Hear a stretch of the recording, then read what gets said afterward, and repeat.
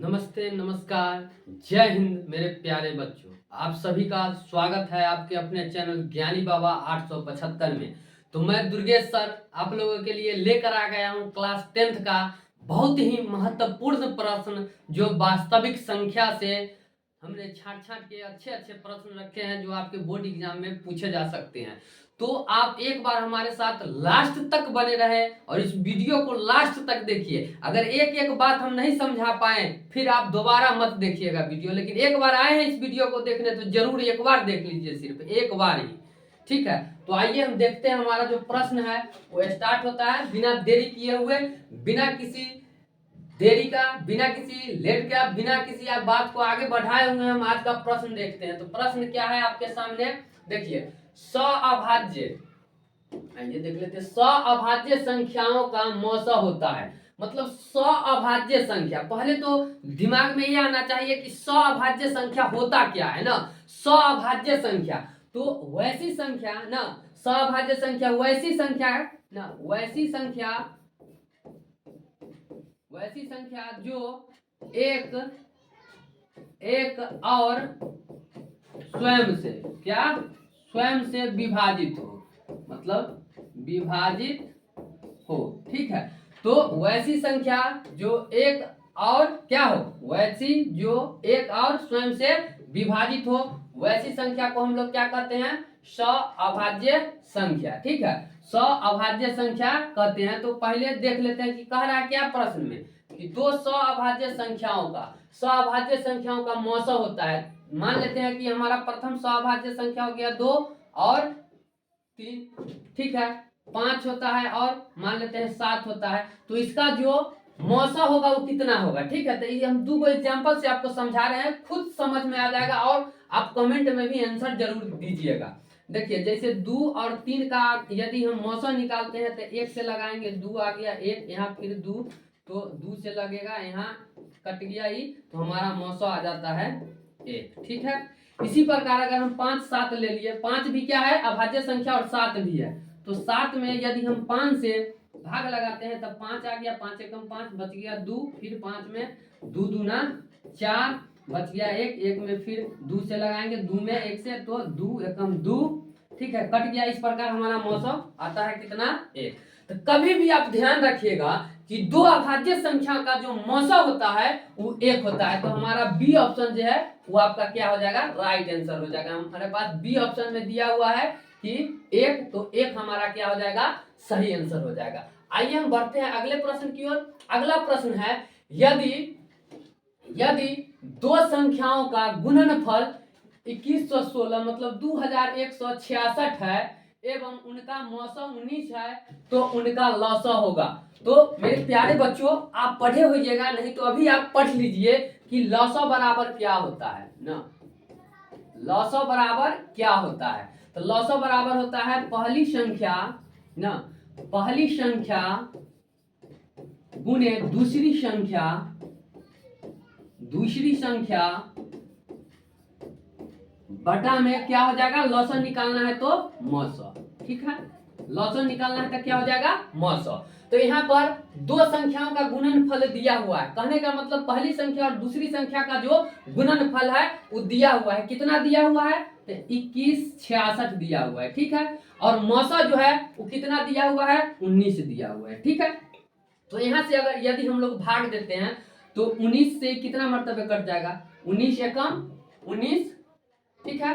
19 एकम 19, बच गया 2, 2 पर उतारेंगे 6 तो 26, 19 एकम 19, फिर बच गया 7, 7 पर 6 उतारेंगे तो 19 छक 114। इस प्रकार से हमारे पास आया कितना, 114। तो आपके देखिए ऑप्शन आपका सी हो जाएगा राइट आंसर, यानी 114। तो बढ़ते हैं, यदि आपको समझ में नहीं आ रहा होगा तो एक बार आप कमेंट कर दीजिएगा। इससे भी अच्छे ढंग से, स्लो से, एकदम धीरे धीरे हम आपको प्रयास करेंगे कि जो भी कमजोर से कमजोर बच्चे को भी समझ में आ जाए, ठीक है। यदि मान लीजिए अगर लौसा दिया रहता, मौसा निकालना रहता तो मौसा बराबर हो जाता पहली संख्या गुने दूसरी संख्या बट्टे लौसा, ठीक है। अगला प्रश्न देखते हैं।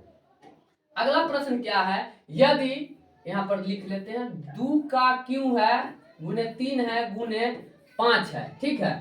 ए बराबर दिया हुआ है इतना, अच्छा बी बराबर क्या दिया हुआ है, तो 2 का पावर 4 है, गुने 5 है और गुने क्या है 7 है। ठीक है, तो कह रहा है तब लॉ ए बी का होगा, मतलब ए और बी का जो लॉ होगा वो क्या होगा ना, ए बी का क्या होगा लॉ पूछ रहा है। तो मेरे प्यारे बच्चों, आप लोग जानते हैं या नहीं जानते हैं तो अभी से जान लीजिए, ठीक है, कि अगर लॉसन निकालना है तो इस दोनों में पहले देखेंगे कि किसका घात अधिक है।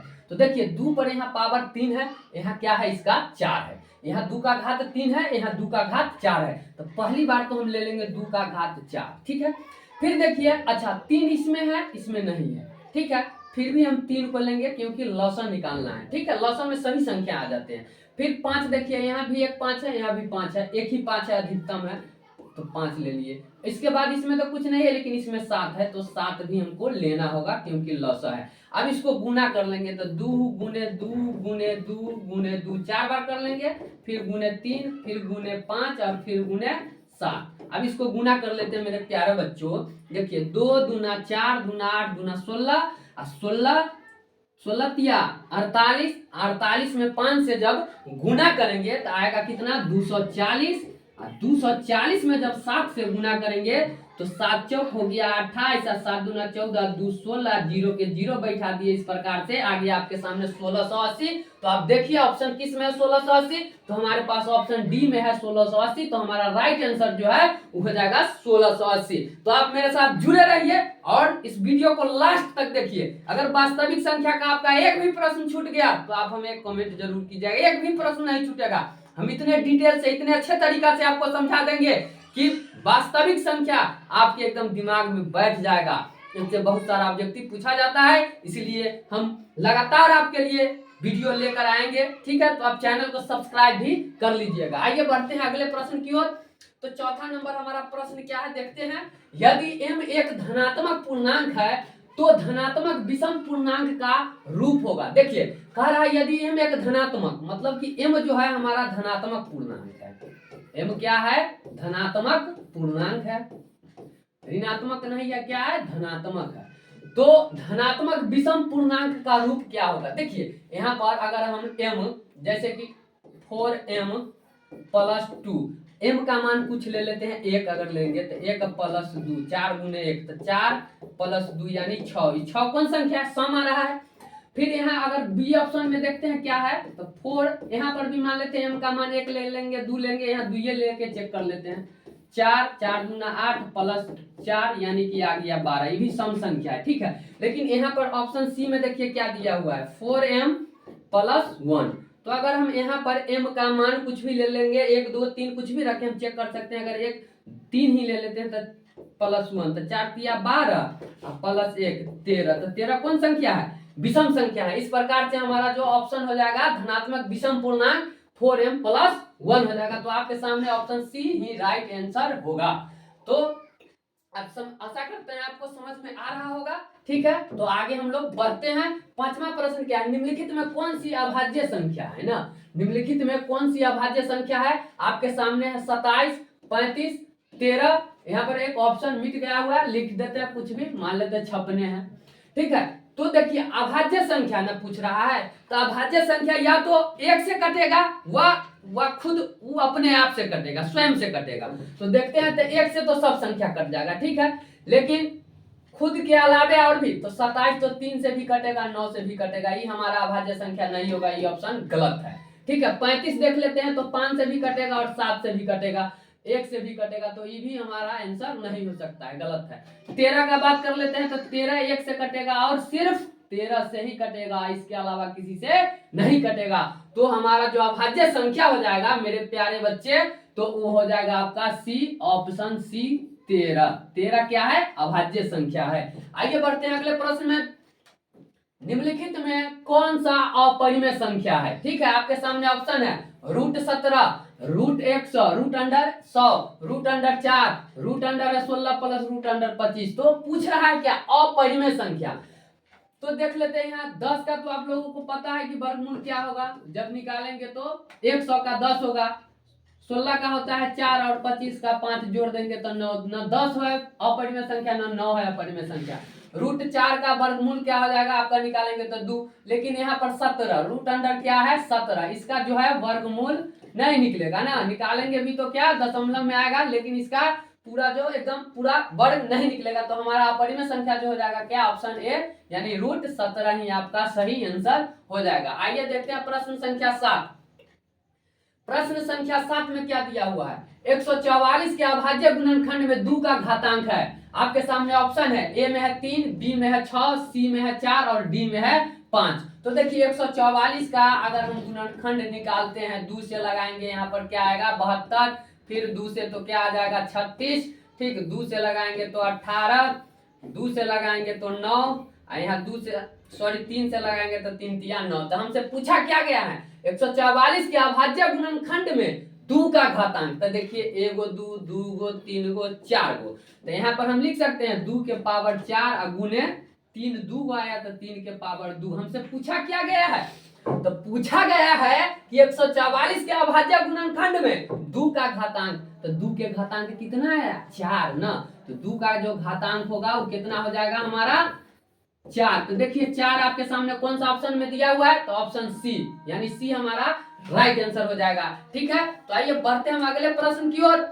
25 प्रश्न हम लेके आए हैं, मोस्ट इंपोर्टेंट प्रश्न है आपके लिए, तो आप कहीं वीडियो छोड़कर जाइएगा नहीं, आप जुड़े रहिए मेरे साथ, अंत तक बने रहे और इस वीडियो का आनंद लीजिए और अपने एग्जाम की अच्छे से तैयारी कीजिए कि ताकि आप अपने गांव समाज पापा मम्मी सबका नाम रोशन कर सके और जिंदगी में बहुत सारा आगे बढ़ सके। तो आइए देखते हैं निम्नलिखित में कौन सा परिमेय संख्या, अब हमसे पूछा गया है परिमेय संख्या की कौन सा संख्या, परिमेय संख्या तो क्या होता है, वैसी संख्या जिसे हम p/q के रूप में लिख सकते हैं जहां q नॉट इक्वल टू 0 यानी q का जो मान होगा वो 0 नहीं होना चाहिए। तो आइए चेक कर लेते हैं। यहाँ पर देखिए ऑप्शन ए में दिया क्या गया हुआ है, √1/144 है। बी ऑप्शन में दिया गया हुआ है √50/500। सी में दिया हुआ है √32, ठीक है, और डी में ऑप्शन में दिया हुआ है 5 + √5, ठीक है। तो यहाँ से अगर हम वर्गमूल निकालेंगे तो 1 का 1 होता है, 144 का 12 होता है, इसका 0 से 0 काट दिए फिर भी √अंडर बच गया 5, फिर 10 से काट दिए तो 1/10 बच गया, ठीक है, 1/10। √32 का कुछ नहीं कर सकते हैं, 32 का वर्गमूल नहीं निकल सकता है, 5 + 5 रूट यानी ई भी हमारा अपरिमेय है, ई भी अपरिमेय है, ठीक है, ये भी अपरिमेय है। तो 1/12 यानी यही तो हो गया p/q के रूप में, यहाँ में p हो गया 1 और q हो गया 12, यानी हमारा परिमेय संख्या जो होगा वो √1/144 ही होगा। तो इस प्रकार से आपका आंसर जो सही हो जाएगा वो ऑप्शन ए होगा। आइए बढ़ते हैं अगले प्रश्न की ओर। अगले प्रश्न की ओर बढ़ते हैं। 9 नंबर प्रश्न में क्या है, निम्नलिखित में कौन सा अभाज्य संख्या है ना, पूछ रहा है कि इसमें से कौन सा अभाज्य संख्या है। तो मेरे प्यारे बच्चों यहाँ पर चेक करेंगे हम लोग कैसे, तो देखिए चेक करना पड़ेगा ही। यहाँ देखिए 91 है, तो 91 को तो हम लोग 13 से भी काट सकते हैं, 7 से भी काट सकते हैं, ये अभाज्य संख्या नहीं हो सकता है। 213 है, तो देखिए 3 1 4 और 2 6, यानी जब अंकों का योग जोड़ने पर 6 हो जाए या 9 हो जाए 12 हो जाए तो उस संख्या जो है 3 से एकदम विभाजित होगा। तो 1 से भी विभाजित हो जाएगा ये, और 3 से भी हो जाएगा, और 2 से 13 से भी हो जाएगा, तो ये भी हमारा अभाज्य संख्या नहीं हो सकता है। अच्छा यहाँ पर देखिए 501 दिया हुआ है ना, तो 5 और 1 6 और 0 जोड़ेंगे तो 6 होगा, तो 6 भी तो 3 से विभाजित हो रहा है, मतलब कि ये भी हमारा विभाजित हो रहा है 3 अंक से अधिक से, तो ये भी हमारा क्या होगा अभाज्य संख्या नहीं होगा। तो आपके पास केवल बच गया ऑप्शन सी, मतलब 41। तो आपका जो अभाज्य संख्या हो जाएगा वो ऑप्शन सी हो जाएगा। यह वीडियो आपको पसंद आता हो तो इसे ज्यादा से ज्यादा लाइक शेयर और चैनल को जरूर सब्सक्राइब कर दीजिएगा, ताकि हमारा भी हौसला बनता रहे और आपके लिए ऐसे ही अच्छे अच्छे वीडियो अच्छे अच्छे सवाल लेकर हम आते रहे। ठीक है, बढ़ते हैं अगले प्रश्न की ओर। निम्नलिखित में किसका दशमलव प्रसार अशांत है ना, तो देखिए अशांत और शांत का जो होता है क्या एक फॉर्मूला होता है ना, शांत के लिए अगर हम लोग लिख सकते हैं p/2 के पावर m गुने 5 के पावर n। अशांत अगर ऐसा रूप में आ गया तो शांत होगा, नहीं तो अशांत होगा। देखिए 50 को अगर हम लोग गुणनखंड तोड़ते हैं 50 का, तो 2 से क्या आ जाएगा 25, फिर 5 और फिर 5, मतलब इसके गुणनखंड में 2 और 5 के अलावा कुछ नहीं आ रहा है, तो इस हो जाएगा शांत हमारा।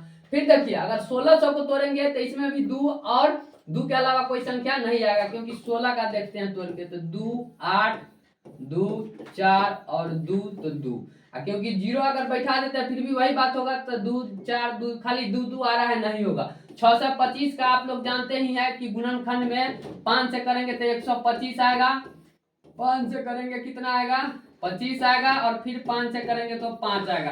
कहने का मतलब ये हुआ कि 1600 में 2 के अलावा और कुछ नहीं आएगा। मतलब इसको भी हम इस रूप में लिख सकते हैं कि 25 और बाटा में लिख सकते हैं 2 के पावर 1 2 3 4 गुने 5 के पावर भी कुछ आएगा, ठीक है। और इसको लिख सकते हैं ना कि कितना है 13 बटा 2 के पावर 0 गुने 5 के पावर 4।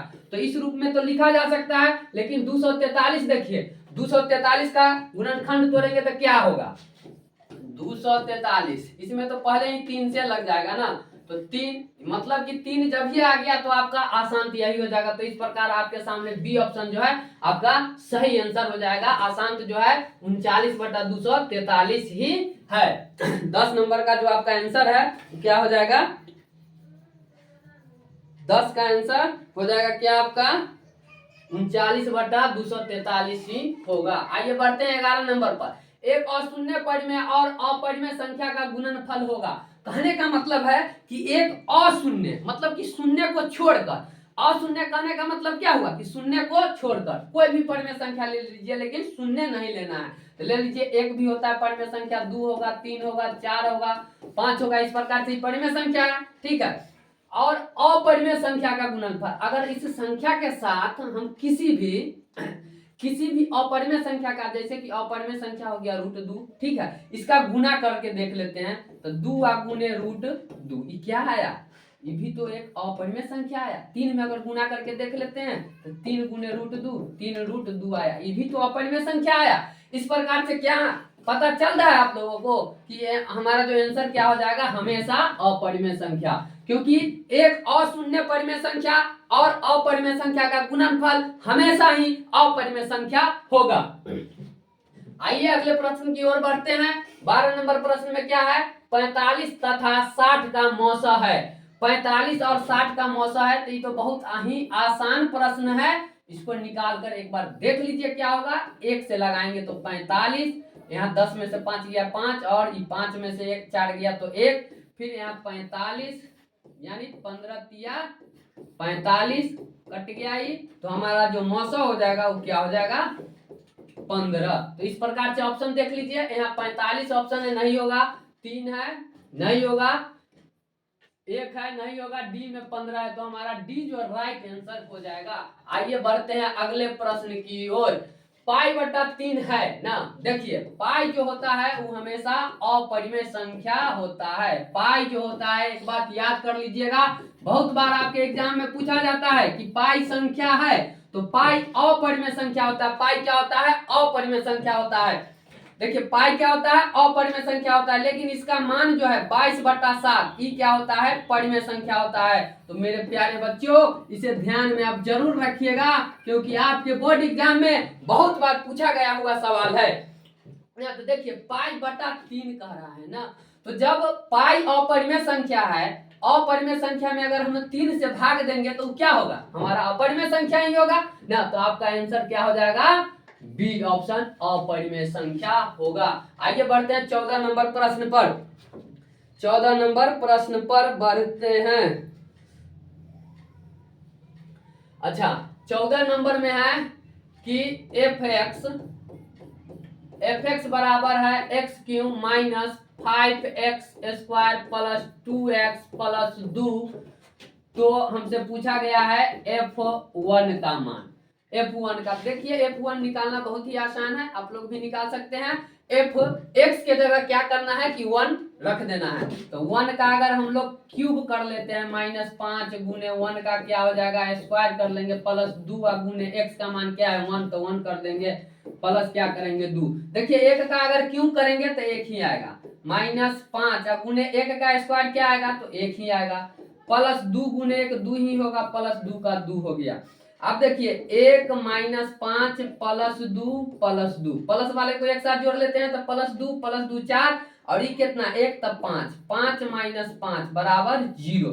तो इस प्रकार से हमारा जो आंसर आएगा 0 वो आपके ऑप्शन ए में दिया गया हुआ है। अगर आपको यह वीडियो पसंद आता हो तो आप जैसे कि F1 निकालना था उसी प्रकार से F-1 निकाल के आप बताइएगा कि आपका आंसर कितना आया हमारे कमेंट बॉक्स में। ठीक है, बढ़ते हैं अगले प्रश्न की ओर। देखिए इसका जो हम ऐसा ट्रिक बताने जा रहे हैं ना कि ऐसा प्रश्न तो देख के ही आप आंसर मार दीजिएगा, मजा आ जाएगा। ऐसा प्रश्न पूछ दिया तो आपको लंबा नहीं बनाना है, क्योंकि आपके बोर्ड एग्जाम में ऑब्जेक्टिव में पूछा जाएगा, सब्जेक्टिव में पूछा जाएगा, तब आप लंबा प्रोसेस से बनाइएगा। ऑब्जेक्टिव में जब भी आया ऐसा प्रश्न डायरेक्ट उसका आंसर मारिएगा। वो ट्रिक बताएंगे दुर्गेश सर अभी।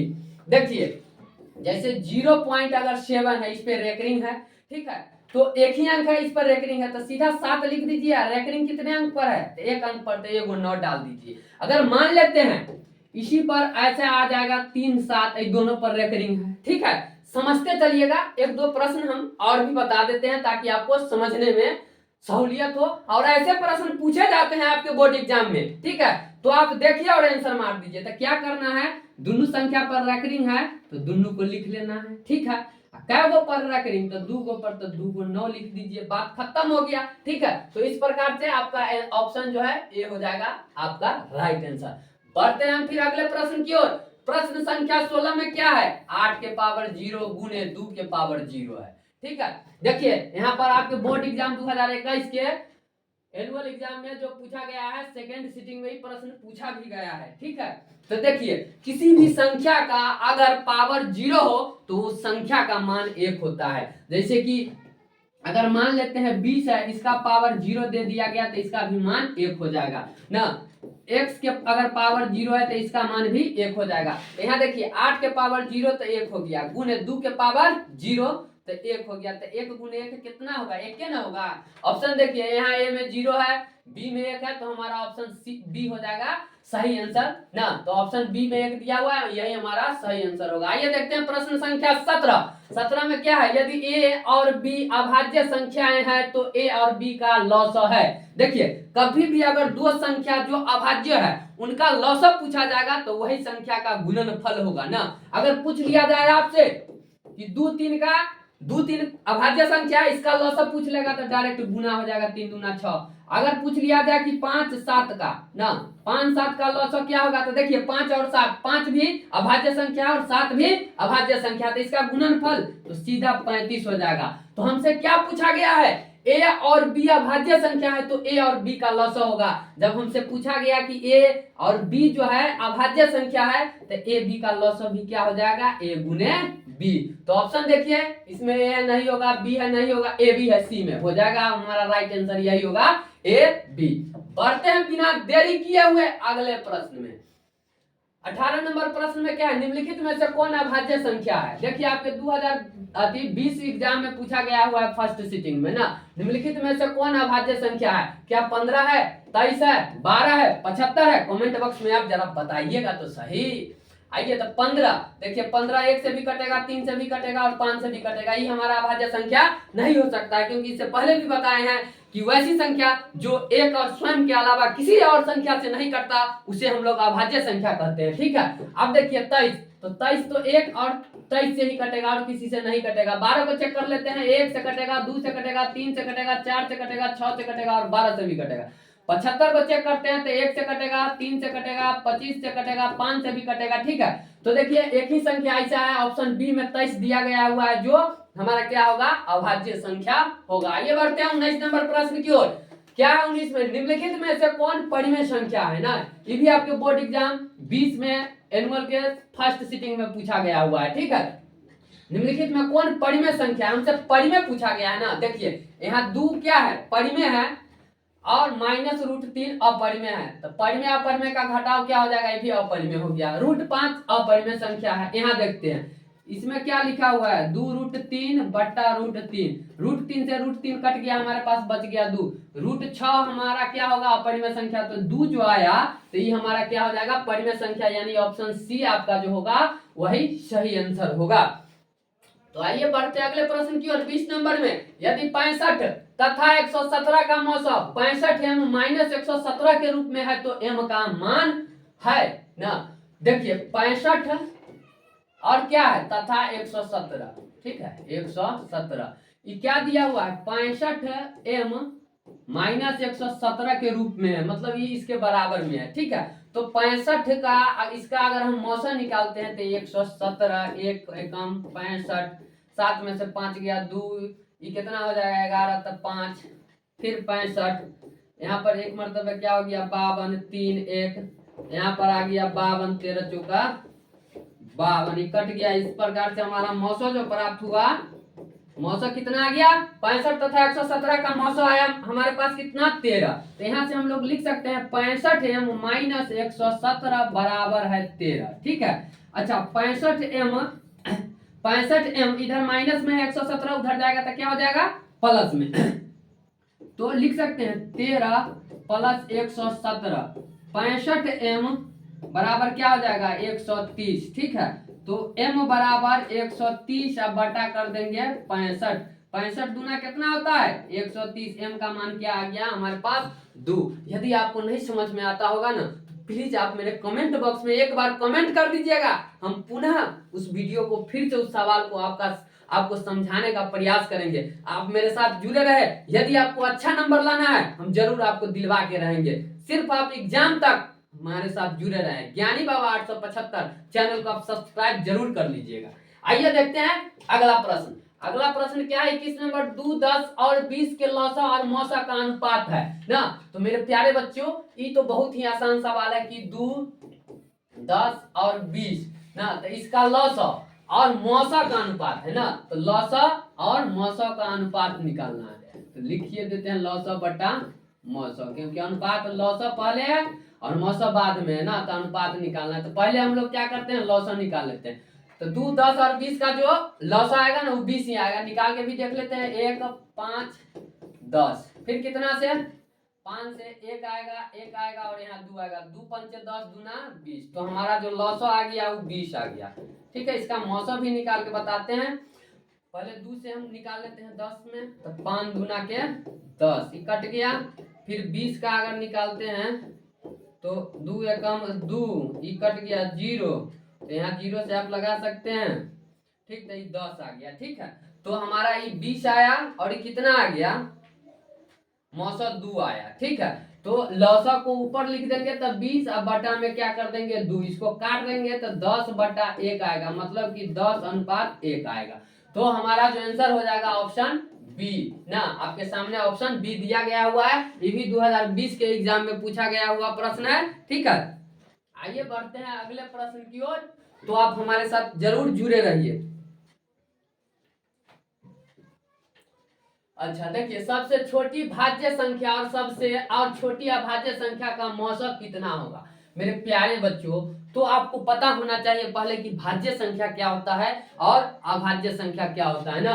तो हम ये पहले भी बता चुके हैं, इसलिए बिना देरी किए हुए चलते हैं। देखिए, सबसे जो छोटी भाज्य संख्या होगा वो 4 हो जाएगा, ठीक है। कितना होगा 4 होगा। और सबसे छोटी अभाज्य संख्या है तो वो 2 होगा। तो इसका मौसम कह रहा है ना, तो डायरेक्ट कीजिए, 2 से 4 में भाग देते तो 2 दूना 4, कट गया। इस प्रकार से जो हमारा सबसे छोटी भाज्य संख्या और छोटी अभाज्य संख्या का मौसम जो है वो 2 होगा। आपके सामने ए में ऑप्शन नहीं है, बी सी में नहीं है, बी में ऑप्शन 2 दिया हुआ है, तो आपका आंसर बी हो जाएगा। आइए बढ़ते हैं 23 नंबर प्रश्न की ओर। 2 लगातार संख्याओं का मौसम है, मतलब कि कहने का मतलब 2 लगातार कोई भी संख्या है तो उसका मौसम क्या होगा। जैसे ले लीजिए 5 6 है, या 4 5 है, या 10 11 है, तो इसको निकाल के और अच्छे तरीका से समझ सकते हैं। अगर 6 के 5 से मौसम निकालेंगे तो 1 लगाएंगे, यहाँ 1 आएगा, 5 आया, 5 एकम 5, मतलब कि इसका मौसम क्या आया 1।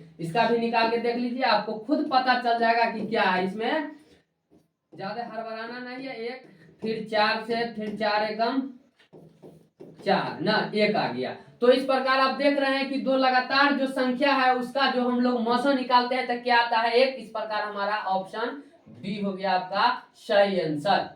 आइए बढ़ते हैं अगले प्रश्न की ओर। 5005 के कितने अभाज्य गुणनखंड है ना। देखिए 5005 के, ठीक है। इसमें कितना से लगा देते हैं तो 5 से ही लगेगा। 1 हो गया, 0 हो गया, 0 हो गया और 1 हो गया, ठीक है। फिर इसमें कितना से लगा दें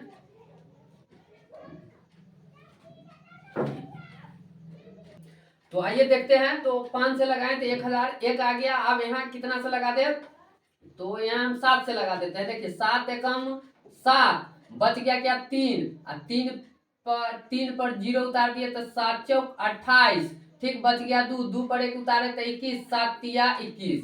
फिर इसमें कितना से लगा दे, तो 11 से कट सकता है, हाँ 11 से लग जाएगा, 11 एकम 11, बचा कितना 3, और 3 पर 3 तो 33, 11 तिया 33। तो देखिए सवाल में क्या कहा है, 5005 के कितने अभाज्य गुणनखंड है। तो देखिए 5 भी हमारा अभाज्य संख्या है, 7 भी अभाज्य संख्या है, 13 भी अभाज्य संख्या है, और 11 भी अभाज्य संख्या और 13 भी अभाज्य संख्या है। तो इस प्रकार से कितना आया, 4 अभाज्य संख्या है। ऑप्शन में देखिए ए में 2 है, बी में 4 है, तो हमारा सही आंसर हो जाएगा बी। आइए देखते हैं अगला प्रश्न।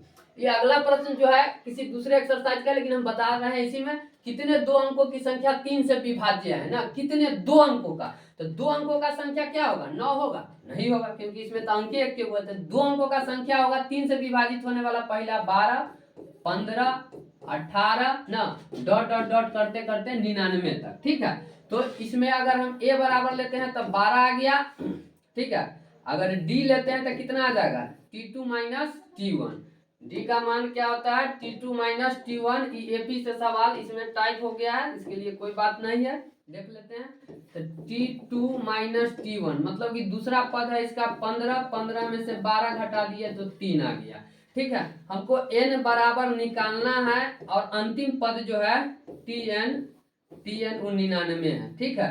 तो फॉर्मूला होता है ना कि a प्लस n माइनस 1 गुने d।